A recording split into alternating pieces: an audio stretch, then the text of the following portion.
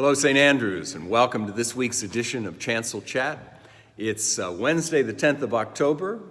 It's my youngest son, Zachary's birthday, and it's a warm, almost summer-like day out there today.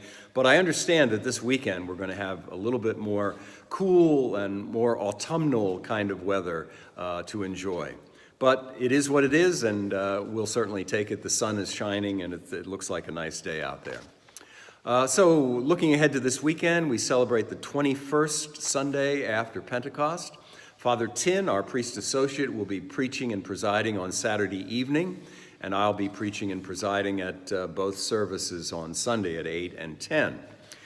This weekend is kind of a quiet weekend, looking at the calendar, but next weekend is going to be very busy, especially on Saturday.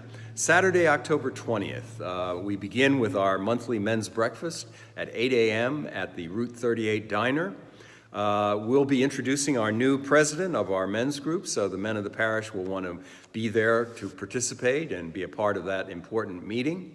And then at 9 o'clock, the annual Walk for Freedom, which is being sponsored by In His Image Justice Ministry, which is an outreach ministry of First Baptist Church here in Mount Holly.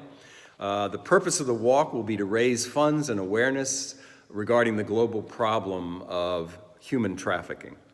Now, I'm happy to report that last year we had 3 walkers, myself and 2 others from St. Andrews. This year we've doubled that number. We now have 6 walkers.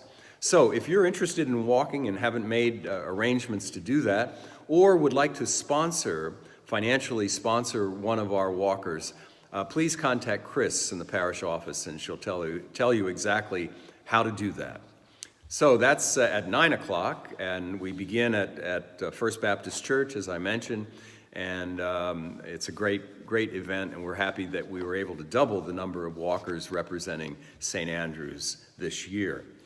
And then later in the day, after the 5 o'clock service, our monthly community dinner will be held in the parish hall. Doors will open at 6:15.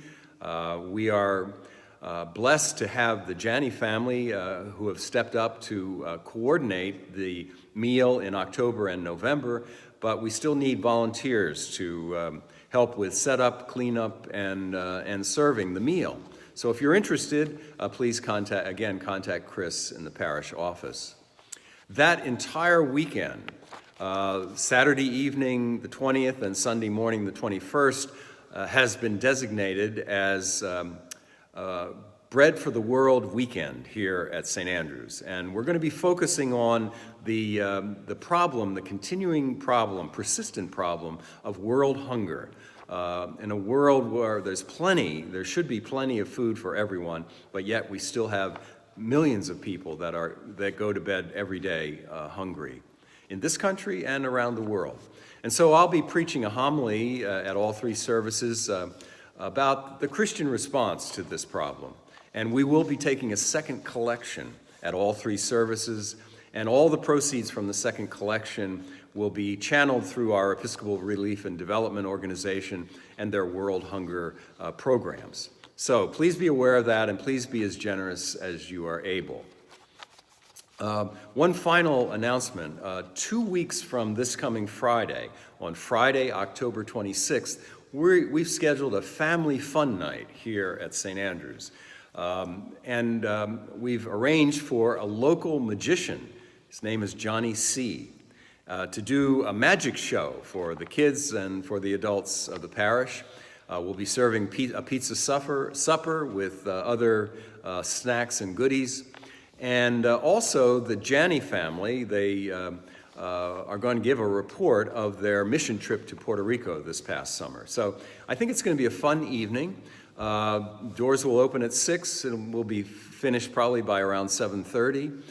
If you're interested in participating, and we hope you will be, please call Chris in the parish office and let her know so that we can order enough pizza for the evening. So Friday evening, October 26th, from 6 to 7:30, family fun night here at St. Andrews, and we hope that you'll be a part of that.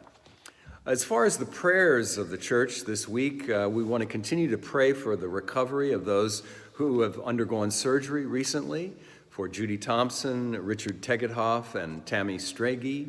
And also a special prayer for Ginny Trombetta. She was home from the hospital following surgery, but now she's back in the intensive care unit at Virtua Hospital in Mount Holly. I saw her yesterday, and I know that Ginny would appreciate your thoughts and prayers. And we also want to pray for Mimi Phillips, who was at the Virtua Rehab Center in Mount Holly, has returned home, but is preparing for surgery either at the end of October or early November to have a valve in her heart replaced, which is a very serious surgical procedure. So I know Mimi would appreciate your thoughts and prayers as well. Saint of the week this week is Saint Philip, deacon and evangelist, and his feast day is each year is October 11th. That's tomorrow. Now, don't confuse Saint Philip, deacon and evangelist, with Saint Philip the Apostle, who is one of the 12 apostles whose feast day is on May 1st. But Philip was one of the original deacons, and you'll remember in Acts chapter 6, the apostles designated 7 men to take on the kind of the social ministry responsibilities so that they could focus more on the ministry of the word.